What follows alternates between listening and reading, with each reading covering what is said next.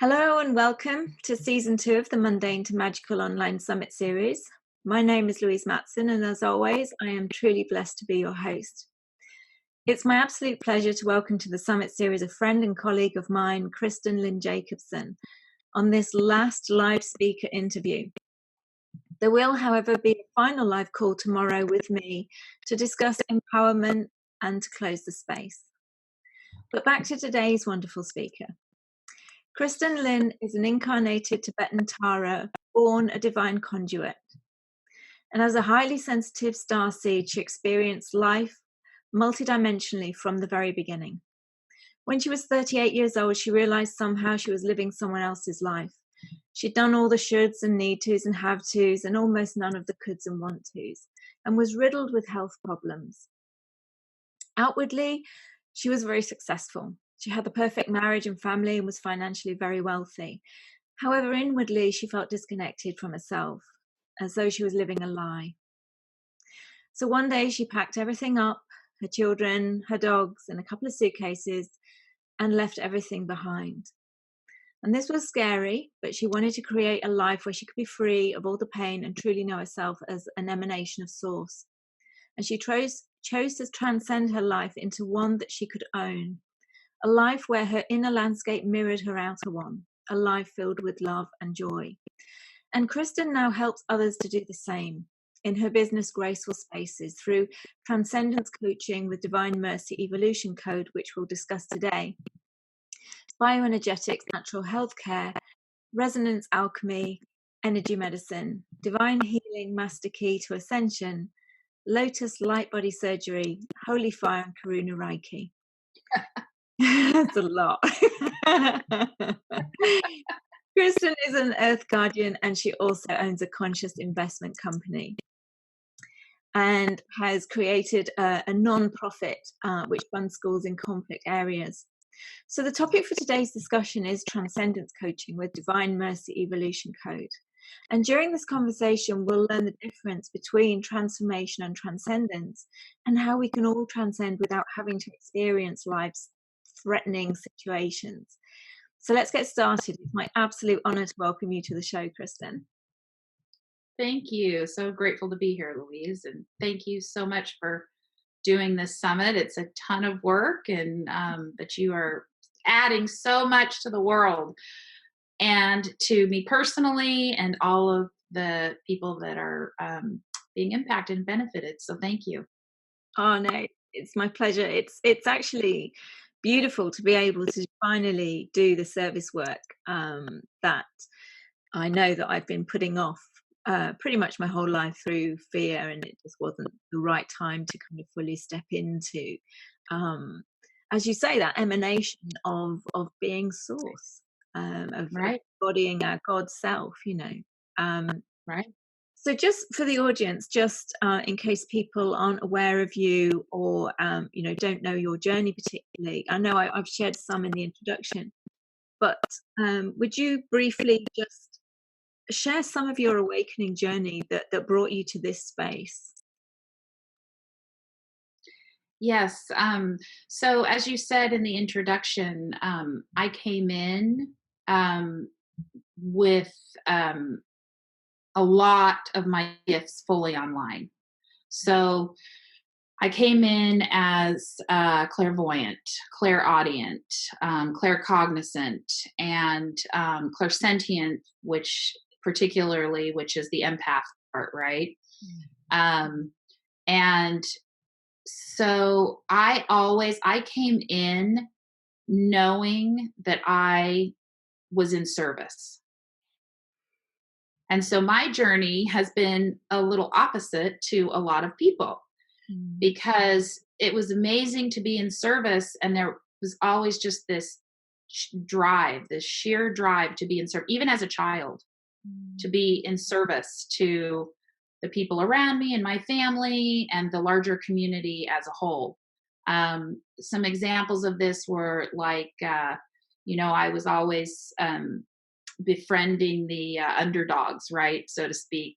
Even as a child, the kids didn't have any friends, right, and that weren't sitting at the popular lunch table, right, in school. And so I would sit with them, and I had friends in the popular lunch table, but I would also sit with those kids and try to integrate them into the group. And then when I was a teenager, I saw a commercial for Big Brothers and Big Sisters, and I called them to see if I could be a big sister. And I think I was maybe 15 or 16 at the time. And they said, no, you can't do it until you're 18. Right. So I waited. I literally waited. And on my 18th birthday, I went down there and signed up to be a big sister. Right. And I did all kinds of things in the community. I volunteered even as a child, wherever I could. I had lemonade stands. I was the lemonade stand person, bringing joy and happiness in that way, and Girl Scouts and whatever it was. So I had a very strong drive to do that from the beginning. And I did not realize that other people weren't having a movie playing in their head all the time, or hearing things that I was hearing. I just didn't realize that that wasn't normal. Yeah. And I didn't have anybody guiding me, because my family, although my parents are highly intuitive, they weren't really talking about that, right? They were talking about getting along and working and, paying the bills and providing financially and all of the things that in the 60s when I was born, were talked about, and then going forward from there, really. So I was fortunate. My parents were hippies. So there was some information, but as I got older and as the years went on, that was kind of lost, right, in our culture, in our society. That hippie status of free love and energy and whatever was sort of put by the wayside as we moved through the age of separation. And so I didn't have anybody guiding me, and it was a very interesting experience. So I had to learn along the way energy boundaries, because when you're that open, you're just that open. Yeah, absolutely. Right? You know what that's like as well. So it was kind of a mix of, I always felt like I was kind of watching this movie going on around me in my environment. To me, the hologram, I could see the hologram, as we talk about that. Most people it's the opposite, right? They have to realize, oh, there is a hologram going on around me, right? There's all these states of unreality going on around me. I knew it was there. I had to figure out how to deal with it and how to still work in this, 3D world while acknowledging, oh my gosh, there's a hologram going on around me. What? Wait, what? So that was very unusual. Some fear comes in there when you're trying to navigate those things yourself. And although it was never like I was squashed or anything, it just was something that wasn't talked about, and I didn't have a lot of information about until, I got into my early 20s. I started starting to read about these things and understand more. And then when I had my kids, starting at 30, I had 4 kids in 5 years, so 30 to 35. And they are all highly gifted, came in with even way more open than I am in so many ways. And they were talking about all of these things with each other, angels and spirits, and, oh, who's that guy over there? And what's going on there's a portal right there that just opened, or they're like, Mom, there's a door that just opened right there. What is that? They're 3 or 4 years old talking about it. And it was like, oh, I guess I better figure this out a little bit more in detail and get more information about it so that I can nurture them and support them growing up. And they're not afraid, they're not afraid, and they don't face the same thoughts of, am I crazy? Why don't I fit in more? All those things. Right. Yeah. Yeah. And then I did have myself a near-death experience along the way, and a couple of other, a lot of things going on. I was born into a family with a lot of trauma, a lot of genealogy trauma, came in to clear that. And so, just experienced the programs, watching the programs and the patterns of that play out, and all the while trying to figure out my own emotions, what's mine, what's other people's, and how to deal with that, and working with my own inner essence, my own inner child along the way. Absolutely. And that's very much about being an empath, isn't it? Trying that journey of kind of working out what is mine and what is other people's that I'm just kind of connected, plugged into. Yes. And kind of Yes. absorbing, in a lot, because that was my journey. I would absorb everybody's pain, because Right. I came in knowing I was here to serve. I came in knowing I was to take people's pain away. And so that's what I did. But then Right. having done that as a small child, it was like, okay, now what do I do with it? Because I feel really overwhelmed by it. And so Right. then it felt good to give it to a tree, and I would always ask permission, hand it to the earth, give it to a tree. But yeah, I mean, that's basically what being an empath is, that kind of discerning what's mine, what's everybody else's, and being able to manage that. And that's a really important aspect that I would want to pick up back on this conversation. Yes. But with the topic being, the Transcendence Coaching and the Divine Mercy Evolution Code, I just wondered if you wanted to just share what Transcendence Coaching is, and what is the Divine Mercy Evolution Code, and how can we use it? Right. Right. What does that mean in everyday life? Yeah. Right. Okay. So transcendence, as you know, and as probably a lot of your audience knows, is when you come to a state where you fully realize and embody the truth that things are physical and spiritual. They're not physical or spiritual, right? Yeah. So, in other words, we have this solid matter here, this computer, right? This body, whatever is in our solid matter form. And we know that it is also, there's a spiritual or energy component to it, right? Yeah. It's not either or. And that has been a big lesson that we have learned here in the Earth School is because we're in this 3D, very sort of structured, solid environment. And yet we are these amazing conscious beings, right? And because we were in the age of separation until 2012, that's what we were experiencing, separation between the physical matter and the spiritual matter, the consciousness, right? Yeah. So the idea of transcendence is that these things are completely intertwined. They are not separate in any way, shape, or form. And once you really, truly understand that, and you have that awareness, and then you can start working with that, you can really, truly reshape your reality and start working from a position of divine union. Okay. So now, for example, most people, when they have a transcendence event in their life, it's because they have had a near-death experience, or they have, beaten a fatal illness, right? Some kind of a fatal physical situation, like Louise, or they have climbed Mount Everest, for example, right?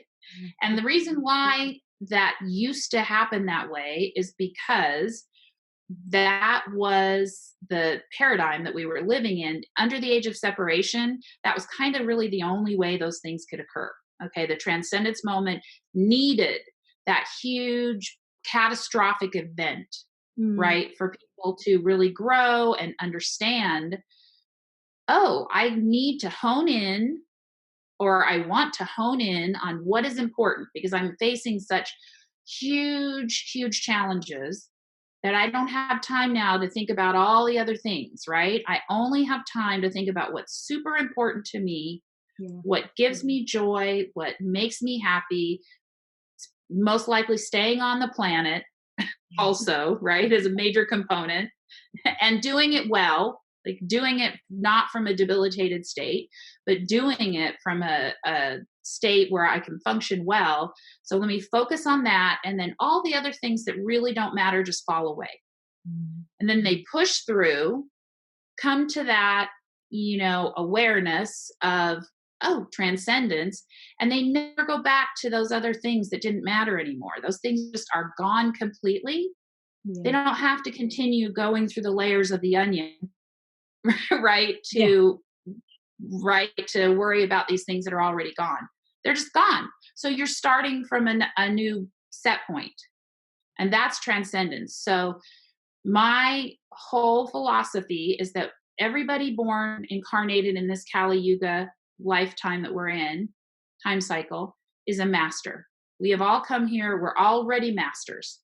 We just came with a lot of amnesia and a lot of things put into place to make us believe in the separation. Yeah. And now that age of separation is done, and in 2012 we moved into the age of consciousness, now we are all waking up and realizing, oh, wait, we are masters, right? So that's what I do with my clients, is help them remember the master that they are.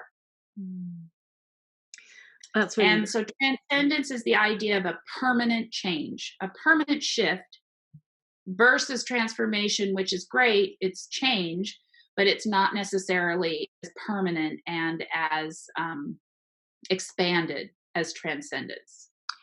Yeah. I think one of the things that you kind of described it as was being kind of like the analogy of the onion or the rose with the layers that you remove, whereas transcendence is the lotus, becoming the lotus. Right. And I really like that when you mentioned that the other day. That really stuck with me. Right, because the lotus is born in the mud, right? The lotus is the flower that is in the mud, and then it rises to the surface and opens, blooms, boom, right? And so that, to me, it seemed like, okay, if we don't have to do this with a catastrophic event anymore, how can we do it just in our regular lives? Right? How can we transcend our regular lives if we're not going to climb Mount Everest and we're not going to have a near-death experience? How do we transcend our normal lives? Are there steps to do this? And the answer is yes, there are steps to do this. There are specific steps that you can take. Question, because she was asking, how then, please? How do we do this? Right. So I can talk about the steps specifically of how to do that. Let's first touch on the Divine Mercy Evolution Code, if that's good for you. Yeah, absolutely. Yeah. Okay. Because that's one of the important steps. Okay. So the thing about Divine Mercy is that Divine Mercy is an Elohim, right? So most people probably on this call understand that Elohim, they are the creator gods of our universe, right? They're the Godhead of our universe. Okay, they're the emanation of source that created this particular universe. And there's a lot of them, there's divine love, there's divine harmony, divine truth, purity, right? All of these Elohims, and divine mercy is one of them. And the reason why divine mercy is important in this scenario of transcendence coaching and in general on the planet is that as we go through divine harmony and we open our consciousness into the next octaves of perception, okay, which is what's happening right now in the age of consciousness, and has been very strongly. Yeah. I mean, it has been for a lot of us while we've been on the planet, but it really kicked into overdrive in 2012, right? Yeah. And so it's opening a lot now. Divine harmony is opening these waves of octaves of consciousness and perception in the rest of the people on the planet as well. So what happens as you understand these next octaves of perception, we start to judge parts of ourselves as unworthy, right? And we begin going through the dark night of the soul. Yeah. which is the ego death, Mm. right? And so what Divine Mercy does is it's this really, really deep, compassionate, unconditional love that's deeply forgiving. Mm. And she assists us with the dark night of the soul to accept who we are so that we can truly embody more of our own soul to allow the potential of our divinity to be expressed. Mm. Okay. So, what does this mean? This means that we have ultimate compassion for ourselves as well as others. Mm. Okay. Which is the key, because most of us are pretty good at having compassion and having a very generous attitude towards our friends, Mm. our family members, our children, our spouses, right? But not towards ourselves. Yeah. Yeah.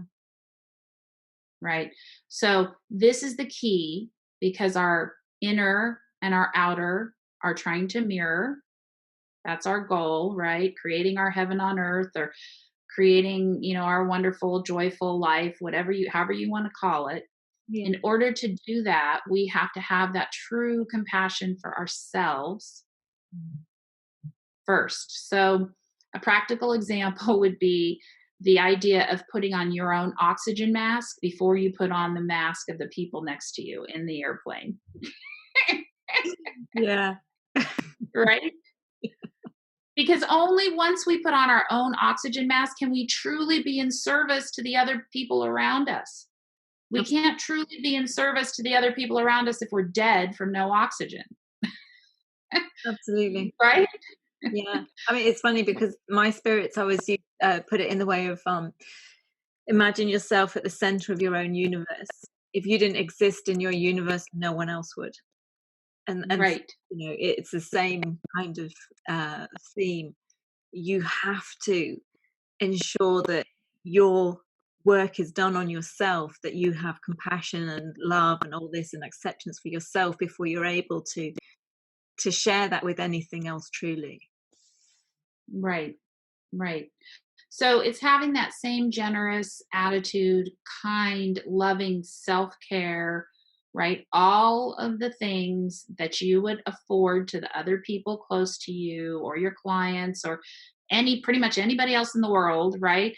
Having that for yourself first and foremost. And that's always the challenge of light workers and people that are waking up, right? It's always the challenge, because now that we're we're in unity consciousness and we're moving on the upswing back up to source, we know we're in service, right? Everybody knows we're in service. Even if you didn't come in knowing you were in service, you know you're in service now. And that's why there's so many people coming on board with all these great modalities and all of this great healing and everything that we need, grid working for the earth, and just all of these things. And so it's always that fine line of how do we be in best service. And it used to be that we were in best service because we ran ourselves ragged doing it, but there were less of us on the planet. Right? So the beauty is now we have more of us on the planet. We're all supportive of each other, and we can nurture each other, find our little groups of who we belong with and all that good stuff. And it's no longer that we have to do it all anymore. It's exactly the opposite, in fact, because it's about taking personal responsibility, right? And that's why, Louise, what you and I came in doing doesn't work anymore, because we were doing so much work for other people. We were A, not taking responsibility for ourselves, and B, we weren't allowing them to take responsibility for themselves. We were helping them the only way we knew how. But that program doesn't work anymore. It's gone. It's deleted. So the upgrade of that is, how do we model taking care and personal responsibility out in the world? And this is it. This is one of the ways. And when you really understand how to do that and how to influence the energy pieces, that's when you can get to the transcendence part. Yeah, absolutely. So so now that we've got that understanding of the Divine Mercy Evolution Code, what Divine Mercy is about. What are the steps? Because I know Karen had put in the chat that she's very clairsentient, and we will come back to this, Karen, as well, because we are going to talk about empaths a little bit later on. She's isolated herself a lot. She finds negativity and illness from others painful for her, and absorbs people pain, which is what we've all done. That was the old paradigm, the old modality of healing, is to absorb the pain of others, whether we were consciously aware if that was what we were doing or not. Light workers, empaths, that is what we have always done, and it has caused chronic fatigue and pain in herself. And so she's wanting to know, basically how to do it differently. And this is one of the ways. This transcendence coaching is one of the ways, but I know we're also going to talk a bit more about how, being an empath, we can actually connect with that in a positive way, because so many people seem to deem it as quite a negative thing at this moment in time, and that's because of their experiences, and I get that. But we are shifting into a new paradigm, which is great. So do you want to go through the transcendence coaching steps?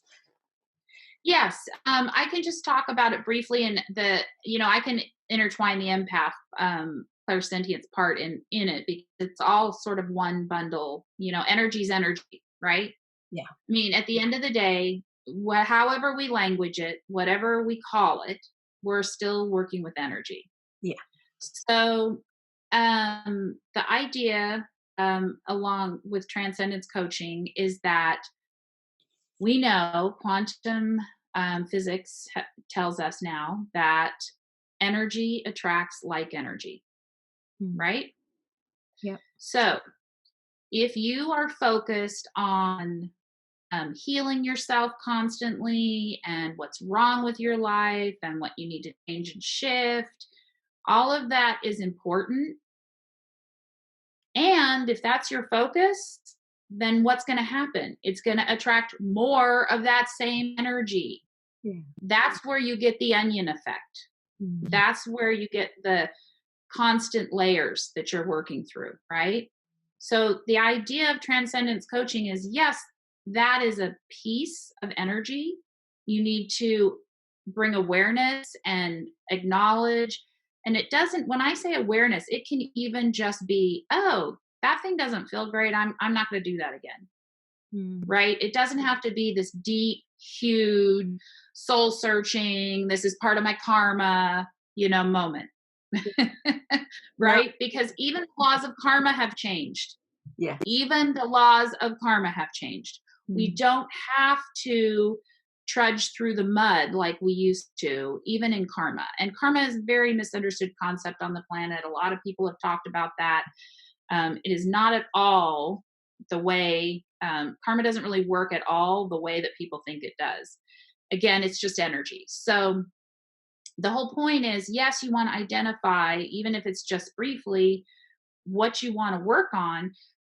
Furthermore, though, you need to change the frequency and identify what's going right in your life and build on that.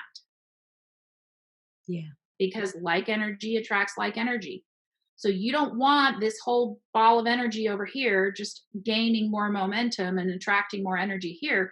No, you want this ball of momentum, which is the good stuff, right? Gaining traction over here, as well as, oh, I want to change this. I want to shift this. So you want to bring these things together so that you're changing the frequency and you're moving to another level. Okay? Because we know what Albert Einstein said so long ago, before, any of this stuff was popular, that a problem, an energy problem, can't be solved at the same place it was created. No, yeah. Right? Yeah. So this is simple physics. This is not my opinion. This is truly just the way it works, right? So it's a process of identifying and having awareness around those two things: what's working well, what's not working well, and then implementing steps in your life, practical steps to influence that energy, to change to a different frequency, right? So those practical steps are a lot of things. right? So some examples would be yes, meditations are great and healing meditations are great. And my gift is a healing meditation, but also doing other meditations, more joyful meditations that are, bringing happiness to your life. And one of the examples that I like to give is you can do what's called a walking meditation, right? And it's where you're just in the present moment and you're walking outside, right? Like you said, Louise, giving something to a tree, right? The 5 elements are amazing, right? Earth elements are here to support us in amazing, magical ways. So it's walking outside and you're focused on your footsteps, you're focused on, your legs, you're focused on your heart, you're focused on the air around you. Is it windy? Is it not windy? Oh, that tree is so beautiful. Look at those leaves. You continue walking. Oh, look at those flowers. Thank you so much for being a part of, our universe and supporting us and being really grateful and centered in the moment and just noticing, staying very present and noticing, which keeps you very grounded, which is another issue empaths have, right? We have a hard time staying grounded because we are like on a wave. We're being carried on currents of energy, right? So, that's an example of, yes, you need the healing meditation is great. And you want to do the positive meditation where you're feeling grateful and you're noticing the beauty around you and how supportive your environment is. That's one example. Yeah, absolutely.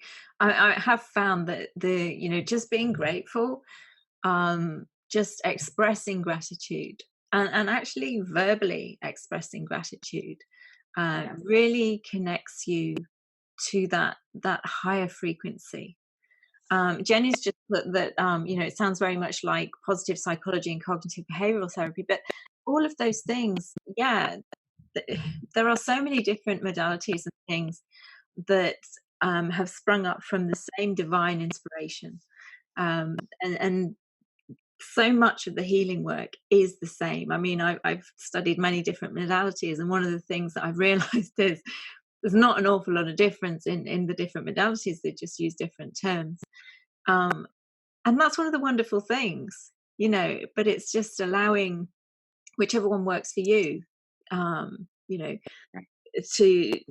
to work for you, but not dismissing the others. It is all the same thing. Everything is energy. Well, we all come from one. We're all unity. We all come from the all that is, right? Yeah. And that's why they always say there are no original ideas, right? Because they're all already there. String theory tells us that every potential is already out in the field in front of us, right? Yeah. From quantum physics. And so it's a matter of just pulling on which string works for you, like you're saying. And to Jenny's point, cognitive behavioral therapy, the really great part about that is that you have homework. And all of my clients, I give homework to, and that's how they implement these changes and begin working with the energy at home, because that's the goal, right? It's just to teach them the format of how energy works, really, and then go through with the practical steps of, hey, okay, in this situation, you might do this differently, right? Or in this situation, you would do this to attract this, right? Versus something different. So another great example to do something that's easy in your environment is it's been clinically proven that lavender oil reduces cortisol in the body.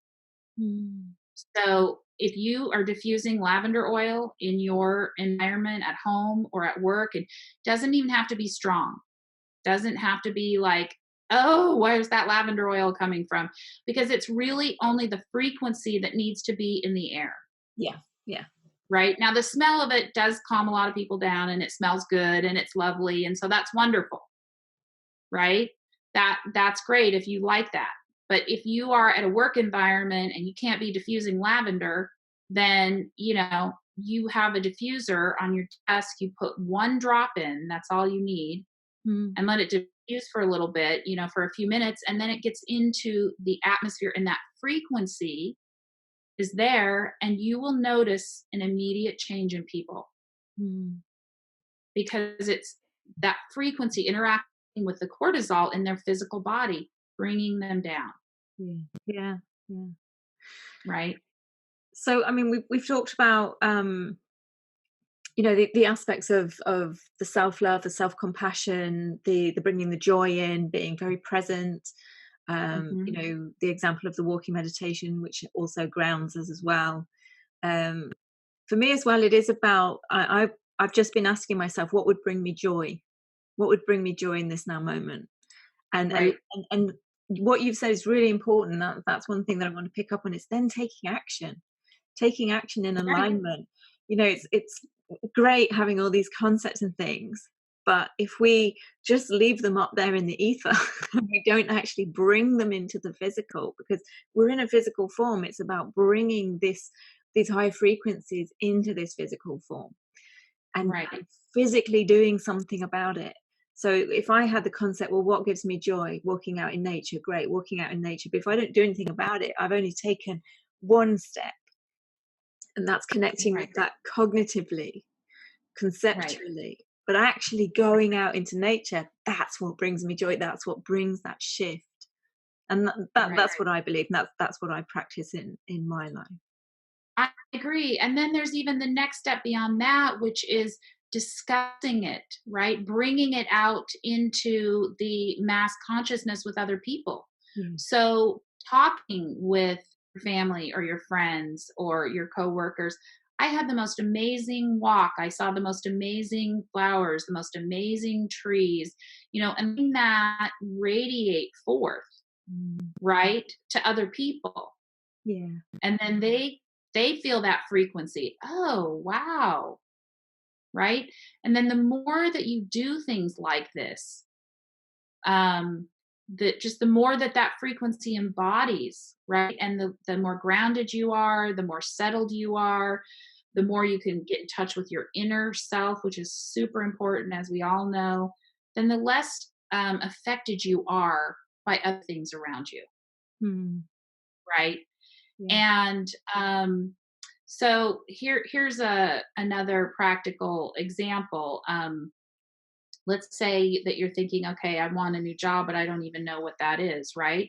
But I'm going to work with the laws of energy. And so I am just going to start mentioning to people I know, in my family, oh, I'm thinking about, having another job. And if you're waking up a little bit, it might be, oh, I want to have a job that really impacts the world, right? As well as myself. I want to have a job where I'm in service, right? And I'm really joining that physical 3D component with the consciousness, the spiritual component, right? Yeah. And so then maybe you take action and you update your resume. And then maybe as you go to shops, it's not even something that you think that you might want to do because you have no idea what you want to do, but you're like shopping somewhere and in a home store and you're thinking, wow, I love this home store. This would be so great. And you start talking to somebody who works there. Do you like working here? What's it like, right? How do people apply here? Right? Because you're just opening the frequencies around you, right? And the way that I like to talk about it with my clients, the visual that I like to give is, okay, it's like when you plug into Google or Apple Maps or Waze or whatever. You have the destination idea, and then they give you 3 or 4 different routes to get there. Yeah. Okay, right? So if you are so focused on this one route, you'll miss the other ways, right? And the more that you just venture into one of the other ways a little bit, or think about how can I even add more ways, right? Like how could I, instead of having 3 different pathways to get to my destination, how could I open up that to 6? How could I increase my opportunities and find even different ways to get there? Okay, so you just start taking some practical steps and you start talking to people, and you also at the same time get yourself excited about it, right? Rather than having the fear of the unknown or, oh, how am I going to pay my bills? Or I can never do that. What would it be like if I didn't have to worry about those things? I love the what if game, right? What if I didn't have these constraints? What would I do? You know, how would that look? What if I could have I love playing tennis. What if I could somehow combine my love for tennis with my job? What would that look like? Right?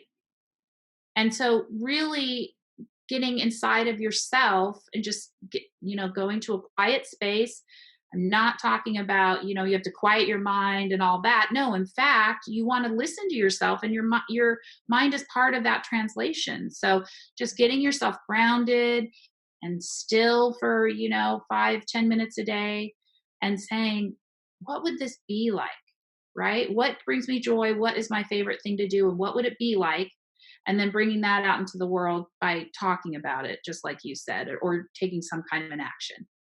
And if you start doing that in more and more places in your life, then what are you doing? You're increasing this ball of right things. You're increasing this energy ball of right things. Right? Absolutely. I kind of see it as you're throwing out this intention into the universal field, but without any expectation of what it has to look like, without all the details, which our egoic mind will often put attachments on things. Right. I want a new car. Okay, it has to look exactly like this, and therefore if it doesn't look like that, you dismiss it because it's not exactly what you thought you wanted. Whereas your ego can't really even dream of the possibilities, the limitless possibilities, and the universe is kind of stacking all these things up, and you're going, wow, but it doesn't look exactly like this. So it's like, throw it out there without any details attached, and just be open to what comes.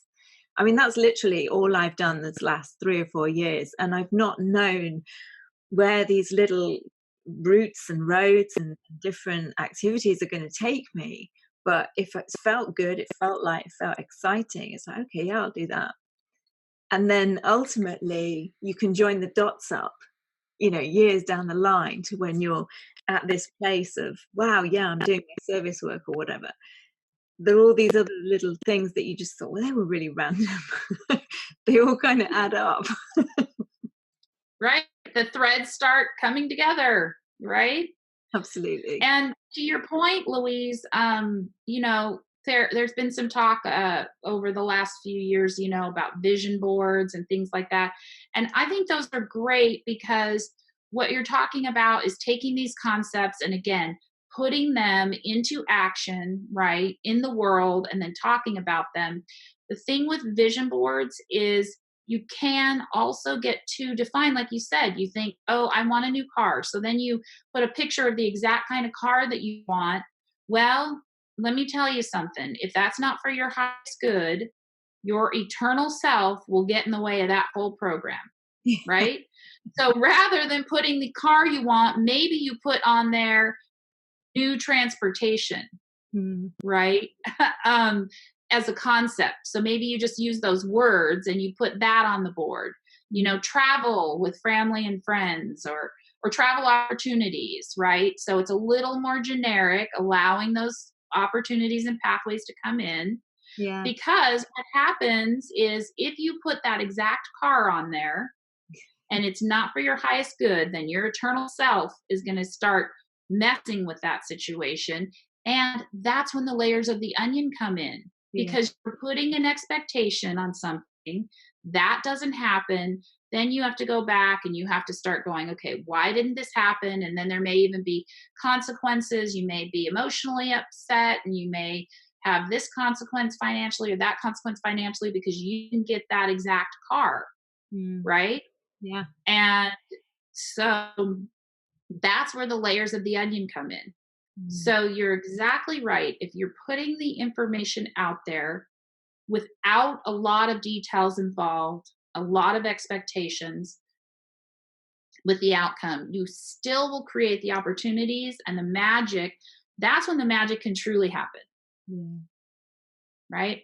Absolutely. Absolutely. I'm just aware of the time. We've been talking for about 45 minutes. So Is there anything else that you want to share about, you know, how we can transcend without having to go through that catastrophic life event, before Well, we move on I to the empath issue? yeah, right. And because I think we can quickly join these together. So, one of the things is that, as we talked about, tools, right? To have the right tools for this to happen, to be able to understand basically how energy works, and then to be able to influence it in the way that is for your highest good, that your eternal self will work with, right? So that's an important point. Your eternal self is that piece of you that is already ascended. It's our piece that's closest to source, right? Sometimes people talk about your higher self or even your soul, but the issue with that language right now in our system is that there's still a lot of connotation with lessons to be learned there, right? Like your higher self has lessons to learn, and your soul has lessons to learn, right? So we're talking about not even going to that level of we have lessons to learn. We're talking about going above that and connecting with our eternal self, which is our piece that is already perfect. It's already ascended. It has no issues. It has nothing to learn. It's our true source, our true closest source emanation. Okay. That filters then down into us. So strengthening that connection with that eternal self and really getting quiet and being able to hear and be guided by your eternal self, whether it's through your visions or through your hearing, like we said, or through your feeling or through your knowing, I have a friend who gets the rain of blessings, right? Or the Kundalini flush, right? So she's very connected with her eternal self. And so whenever she comes into contact with anything that is pure truth for her and information from source from her body starts tingling and she gets this rain of blessings. And then on the other hand, she also asks for that, right? Because it's not just that we are a receiver of information. You know that the channel works both ways. And for a long time, we were just operating as receivers of information. We were not considering ourselves as creators, right? And offers of information up the channel. But we are, right? So it's about asking also, it's not just the information coming to us, it's about asking ourselves, our eternal self, our creator piece, to make that work for us and strengthening that connection. And that's where the transcendence happens. Absolutely. Yeah. For me, it's like I talk about the path to empowerment being standing in your sovereignty, and it's really connecting with that individuated divine spark, that creator, multidimensional creator aspect that we are. And it's about connecting with that, and it is that two-way flow. I always say that I'm a clear and perfect channel, but it's a two-way. The energies are flowing in the Taurus field in both directions. Right. And it's about remembering. Well, that's, for me, that's what the awakening journey is. It's that remembering, re-embodying that aspect of ourself into this form, because that's what we've forgotten when we were asleep, as it were. Right. And I've been blessed to have that gift of being able to see, really see into people's souls the master that they are. Really, I can just see that in people, and then I can mirror that back to them. And that's a big part of the transcendence, because sometimes it's hard for people to believe that they are a master. Yes. Yeah. Right. Because that's the thing we've forgotten in the process of the so-called fall from grace and the separation aspect.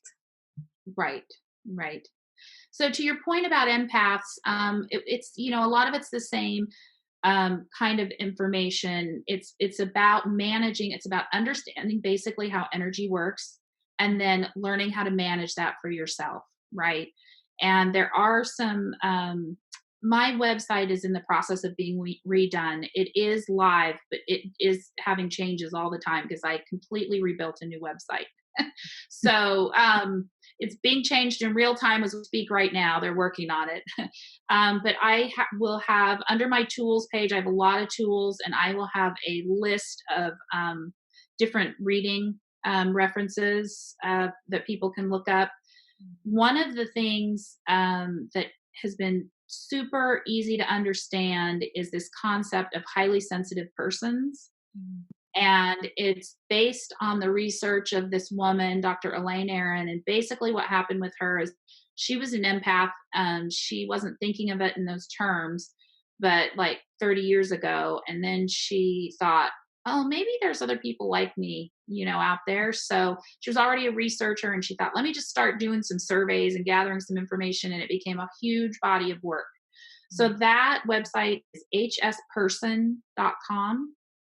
And also on my website, there are some little questionnaires you can take, or surveys. Are you a highly sensitive person? Which really, this is all about empathic abilities are the primary trait here. And then there's questionnaires you can take on your kids. Are they, highly sensitive or empathic? And so the whole point of how do you recognize if you're an empath? It's things like your depth of processing, right? Empaths process everything in their environment much more deeply than the average person. So these are people who can walk into a room, they haven't been there for 6 months, and they're like, oh, there's new furniture here, or, oh, you changed the wallpaper over here, right? Same thing with your friends or your family, and you don't see somebody for 6 months, and then you see them and you're like, oh, you got a haircut, it looks so good. And they're like, well, yeah, but I only cut like 1 inch off my hair, or half an inch or something. But that's the point, is that empaths, because we are processing so much all the time, emotions and energy, like we've talked about, and then even just the normal everyday things, right?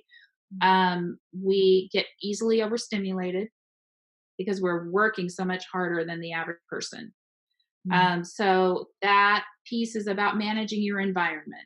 Okay. So, using the lavender, like we talked about, or having a gratitude jar.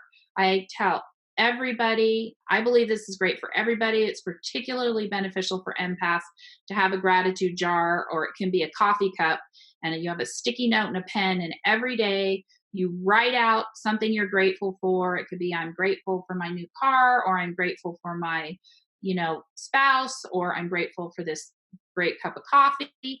And you put it in the jar and you say it out loud, like you said, saying it out to the universe, right? Putting it in that jar, that keeps you centered in your heart. And it tells the universe, hey, we want more of this gratitude coming our way. We want more of this good frequency. Yeah. Right? So that's an example, but I have a lot of tools on my website. There's some harmonizing grids. The angelic outreach grids are on there. People can say those every day, and it's amazing for energy management. It teaches you what it feels like when you're, clean in yourself versus at the end of the day when you've collected debris, energetic debris from your entire day and everybody you've met. Yeah. Right? Absolutely. So you start really feeling the difference. Yeah, definitely. One of the things, I guess, because a lot of people do kind of focus on the negative aspects of being an empath, but I know when we talked the other day, we were saying about the positive aspects of being an empath, and that 2020 and beyond is really the rise of the empaths. Everybody is, the whole awakening process is everybody becoming more sensitive. Now, that currently might feel a bit uncomfortable for some people as they start on their awakening journey and they're not quite sure what's going on. But that's really what I suppose, when I got the message that 2018-19 was years of preparation, that's what we're preparing for, Right. to allow this to unfold even further and really connect with it and cherish it, because it is a gift. Right. It is a gift, and it's just like anything else. If you think about it, your car is great, right? It can take you places as long as you're maintaining it properly. Mm. And the better you maintain it, the faster it goes and the better it runs and the less problems it has. And you always have that, reliable vehicle, right? So your energy management is the same way. You have to maintain it. You have to have the self-care. Some of it is even just managing your own expectations for yourself and others around you. I don't want to go to that sporting event tonight because I can't handle being in that arena with all those people right now. I'm tired. And so what I need to do is I need to be in my house and I need to be listening to the music that, makes me happy and soothes me. And I need to, get some extra sleep, and I need to be eating a clean diet, right? An alkaline based diet. Or I want to go to, I shouldn't say need to, but it is need to. Self-care is about needing to and feeling okay with that, not feeling that that's selfish, but understanding that this is what you need to do to keep yourself operating at that perfect level, right? So instead of going to that sporting event, then I need to go over here and be with these friends, these few people that are supportive to me and uplifting, right? And keep myself grounded and whatever that is. So empaths, the amazing thing about us is that the first time we encounter a situation, it might take us a little bit of time to figure it out because of all the things that we're processing and all the stimulation and all the sensing of the subtle things. But then once we've got that situation down, the next time that we encounter that, we're much faster than everybody else. So we can process then much quicker on the whole, right? Because there's not that many things that you come into contact with that are unique, right? So then you can actually speed up your processing, which is amazing. And empaths are super emotional people, which can be great because we are great friends and great spouses, great parents. We're super understanding and compassionate because we are experiencing so much of everything around us that we understand that we're part of a bigger picture, right? And so those are the strengths, empaths as healers are amazing because they can bring through, work and frequencies and information that other types of healers can't necessarily because they're so open. And as long as they're doing their energy management, then it's great. Yeah, I mean, that's definitely something that came through strongly for me a couple of years ago. My guides were constantly saying, get back to basics. It's all about your energy management. And to really get that message out that, that's where we need to start from. And again, that comes back to that divine mercy and putting ourselves first, putting that oxygen mask on ourselves before we assist other people, get that energy management sorted. Right. Know where you start and stop so that you're not this complete sponge going out and just soaking everything up, but you're actually discerning and, you're tasting the environment, but you're not swallowing everything. You're not taking everything on board into yourself. Right. And empaths are the way to the future, Louise, as we talked about, because we truly have to understand that energy management. And what happens when you understand energy management? Then you can affect it for the good, right? It's not just that it's affecting you, but you can affect it for the good. So like an empath can walk into a situation that's very stressful and change the dynamic immediately, right? Just from their own personal energy, if they've got that management on board. Even just a little bit. It doesn't even take a lot. It can take just a few small steps for some. It just depends. And why is this important? Because this is what we're moving into with 5D, right?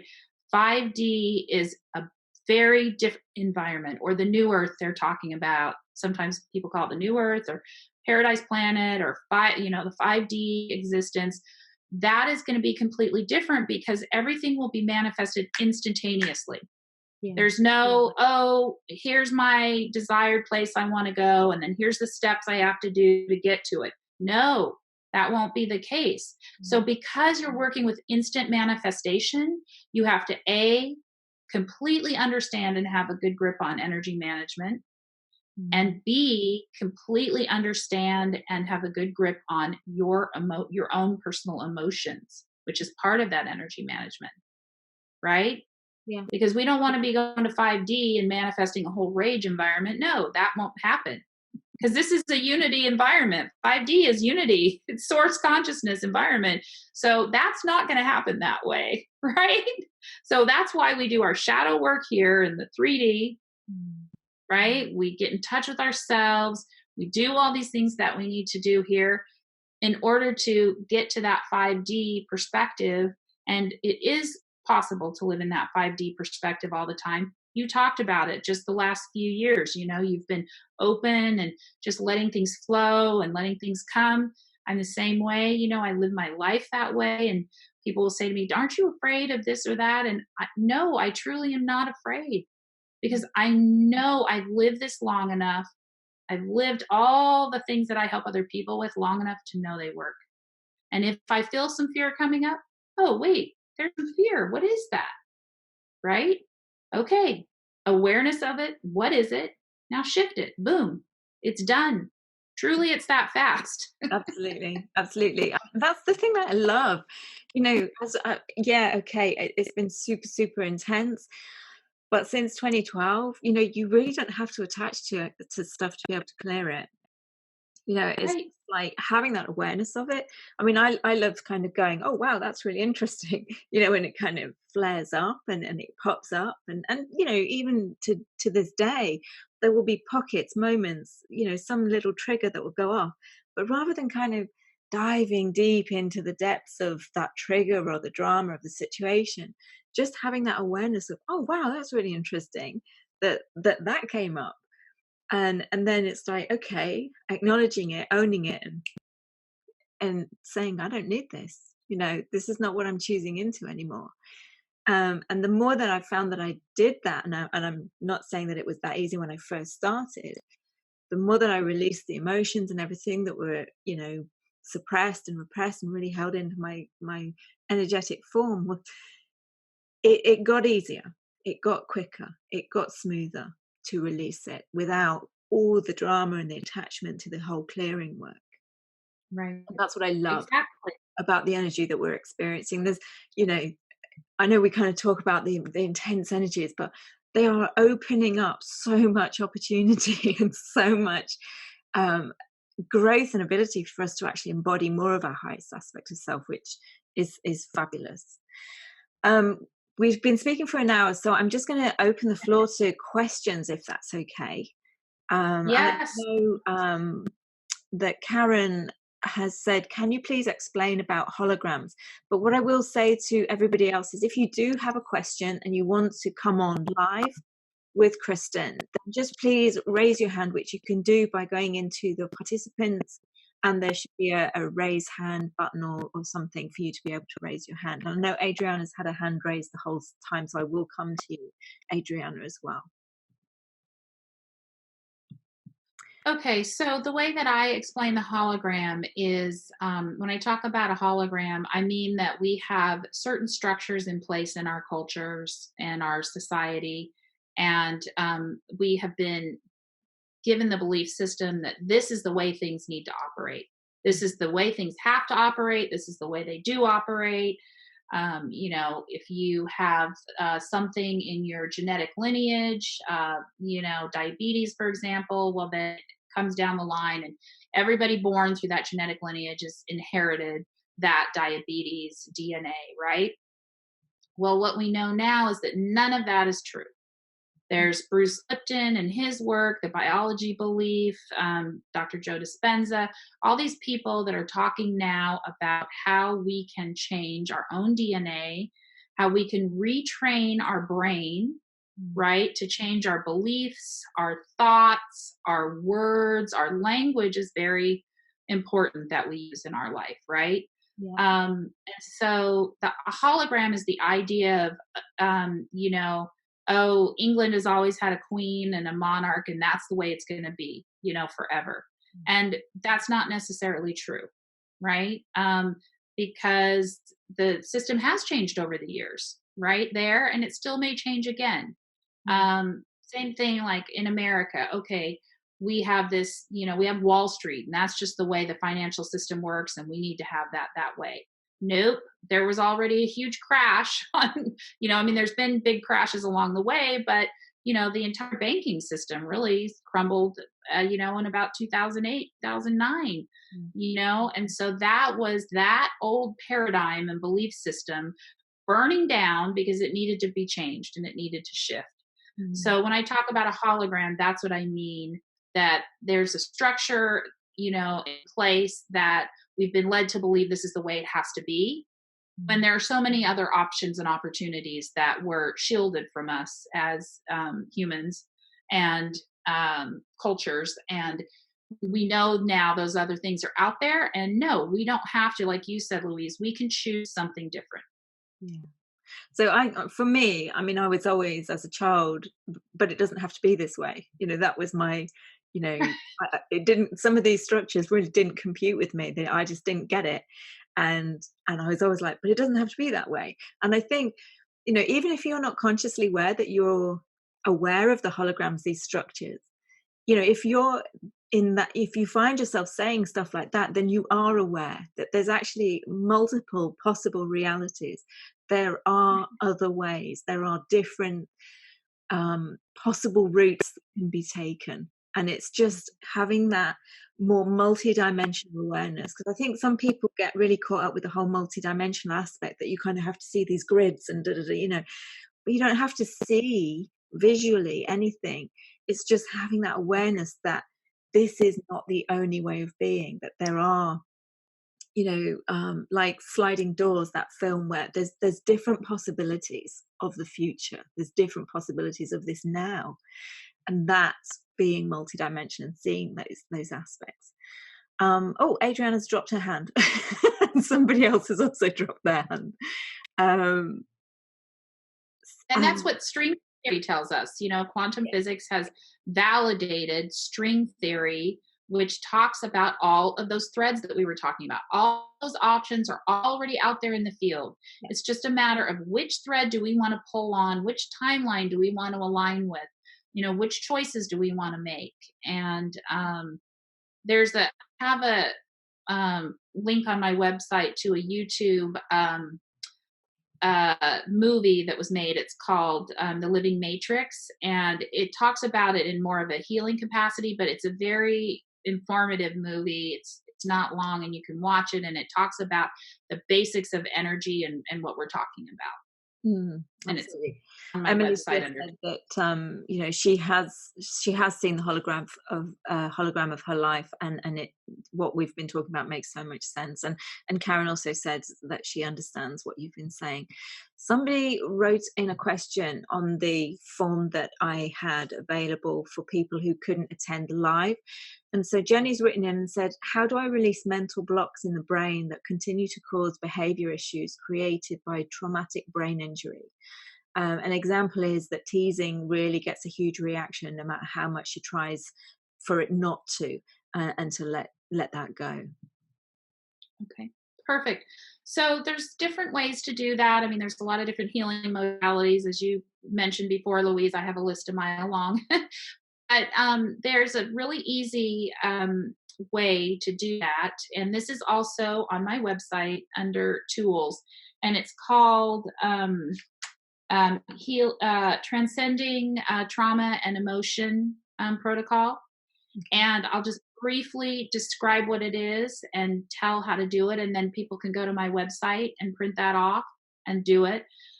So it's a protocol that I came up with, combining a lot of different techniques. So the first part of it is EFT, which is emotional freedom technique, right?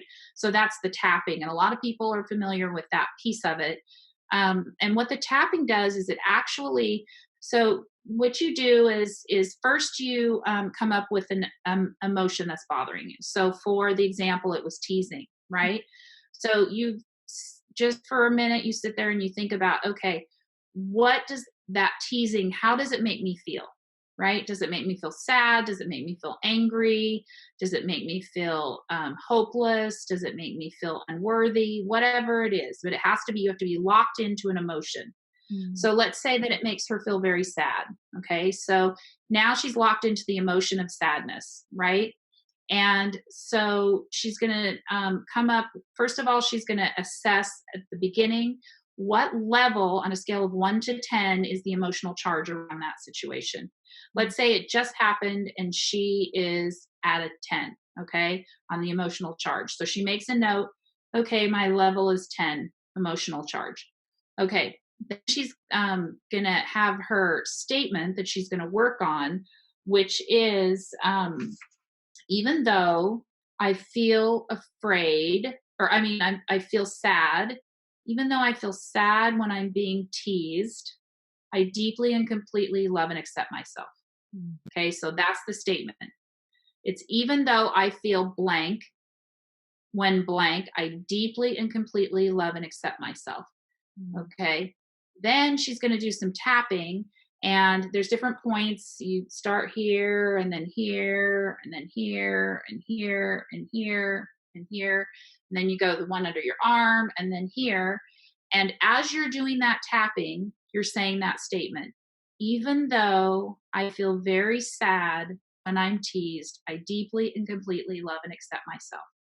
So you start with that. Then you go, even though I feel very sad when I'm being teased, I deeply and completely love and accept myself.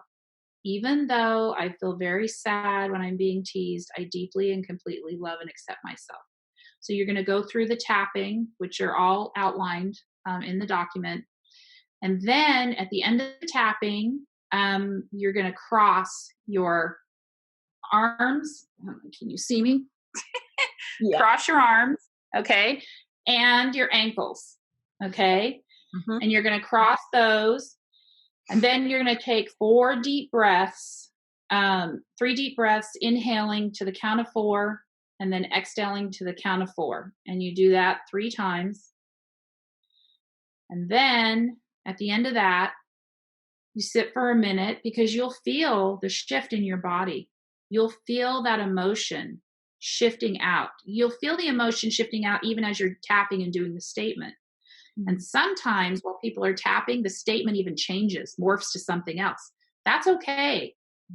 You just go with it, right? Because I find that as people start tapping, you might do like one full session, one full protocol, and then they go back to do it again.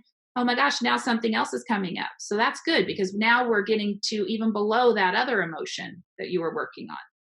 And so when you're done with the whole protocol one time, at the end, you go back to the range and you say, okay, where am I on the emotional charge again? On the scale, am I still at a 10? If I am, fine. That's perfectly fine. Continue on doing the protocol. Am I at a 9? Great. That's fine too.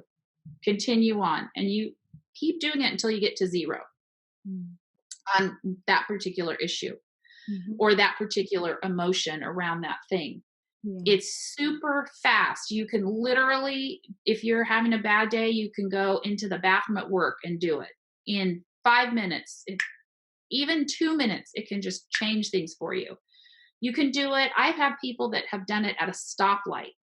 Like something came up when they were driving and a phone call, or on the road, some kind of road rage or something, whatever it was. And they're at a stoplight and they do this. And I have people take a picture of the summary page. Keep it on your phone. You can look at it on your phone and you can do it. It's super, super easy. And it is amazing how much it shifts things out. And the tapping is actually retraining your neurons to connect differently as you are tapping. That's what the tapping does. You're tapping acupoints and it retrains your neurons to provide another pathway that they haven't had. And then the crossing is about brain balancing. Okay, so our body works much better when our right and left sides of our brain are balanced together. And when we're in stress states, one is out of balance with the other. So that's what the crossing does. And then the breathing signifies to your nervous system, hey, okay, we've got a change on board and it's a-okay. Let's go with it. Yeah, absolutely. Adriana said, great conversation, what a blessing, thank you, but she needs to head out, so she's had to go off, but keep being amazing. And Jenny's on, yay. Thanks. Yeah, you were able to make it and watch some of it. You've watched some YouTube on EFT tapping, but haven't really begun to use it yet. Obviously, it's time to start tapping. Yay. Well, I would love to hear, Jenny, if you do actually use this technique, and it is something that Cristen has on her website, which I'll see if you, well, I know your website is under construction and all the changes and everything, but I'll make sure that I get it on to either the YouTube video for the replay period or on the Facebook page for sure, so that people can access that form, so that you've got it to kind of just work through it. It's a great tool. We have gone a bit over time. I do apologize, everybody, but I think, we were just in flow and we were answering people's questions, and I've certainly thoroughly enjoyed this conversation, but I think we need to put it to a close. Is there any kind of last thing that you want to kind of leave people with before we bring this conversation to a close? I would say the last thing is just building on what we talked about, taking active steps, and they don't have to be big, major things that you have to do. It can just be some quick things that you do every day. You have some consistency with, tapping around one emotion for 5 minutes will change your life, right? Doing the things that we talked about, like in supportive things in your environment, doing a walking meditation, for just go out in your backyard. You don't have to take a 20-minute walk if you don't have time. Just go out in your backyard for 5 minutes, and do this kind of thing, because we all do get busy. The idea, though, is to just slow things down and be good with that. Be good with whatever comes up, because it's all perfect and it's all whatever is supposed to come up. And talk to your eternal self. Talk to your eternal self out loud. Tap into your eternal self out loud, as if you were talking to, your close friend, right? Because that's what your eternal self is. It's your close friend. It's your twin flame. It's your love partner, right? All of that. So that would be it. Absolutely. Yeah. I mean, I absolutely reiterate that, everybody puts higher energy beings, whatever, you connect with, on this pedestal. And it's all this, I'm talking to Archangel Michael. No. I mean, I have a sit down chat, with all of them, whoever comes into my field, whoever I'm channeling, and particularly my divine aspect of self. It's really building that relationship so that they are your best buddy.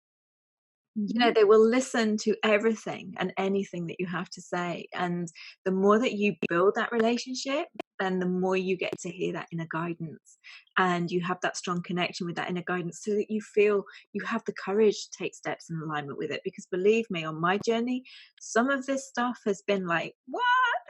But, when you actually just go, okay, and you take those steps in alignment, oh my goodness, it just opens up a whole host of wonderful. Right. And have that divine mercy of whatever comes up is good. It's all beautiful. The good and the bad, Divine Mother loves her ugly children as much as her beautiful children, because we're all both. We're all both, and right? Absolutely. Okay, so we are going to bring this conversation to a close now. And I do apologize for going over time, but it has been an absolutely wonderful conversation. Thank you, Cristen Lyn, for Thank you. And joining us on this show. It's been absolutely fabulous having you on the show. A true blessing. Thank you so much. I will. I completely forgot. Cristen has got a special offer, which because Cristen joined the show really late on, I didn't get to do a special offer page for, but it is on the email, and it's a discount with a discount code for any of her services. So I will add that to the Facebook group. It is on the email that goes out for the replay and the Live in an Hour email. So please check that out if you feel drawn to working with Cristen. That's a really generous offer with a discounted price. So thank you. So thank you to everybody who joined us live. Thank you to everybody who's joined us on the replay. There are so many nuggets of wisdom here. I'm sure that regardless of whether we've spoken about something specifically relating to you, that the messages themselves, the energetic frequency of the messages will translate into something that is beneficial for you. So take care, everybody. Have a great rest of your day. And I shall see you tomorrow for the closing conversation for this summit, because tomorrow is the final day.